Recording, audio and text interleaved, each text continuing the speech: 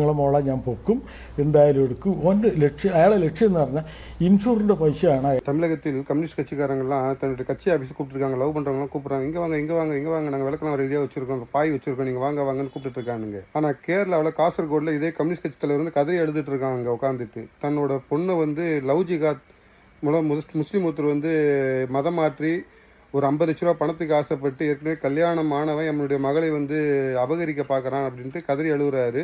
அவருடைய மகள் வந்து இடுப்பு கீழே வந்து கால் செயலிழந்து போயிருக்குது. பிசியோதெரபி சிகிச்சைக்காக ஒரு நௌசத்துன்னு ஒரு முஸ்லீமை உள்ளே விட்றான். அங்கே தான் சனியை சைக்கிள் ஏறி வந்திருக்கு அவனுக்கு.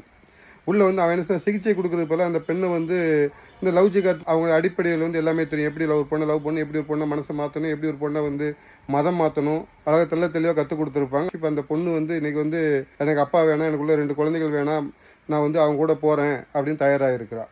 அது பொறுக்க முடியாமல் அந்த தந்தை கதறி கொண்டிருக்கிறார். கேரளாவில் வந்து பார்த்திங்கன்னா இந்த லவ் ஜிகாத்தில் பல்லாயிரக்கணக்கான பாதிக்கப்பட்ட நீதிமன்றம்னு சொல்லியிருக்கு, காவல்துறையும் சொல்லியிருக்கு, அங்குள்ள இந்த பிணந்தண்ணி பினராயி விஜயனும் சொல்லியிருக்காரு. இன்னைக்கு தன்னுடைய கட்சிக்காரனுக்கு பாதிப்பு வரும்போது கை கொடுக்க அவர் தயாராக இல்லை.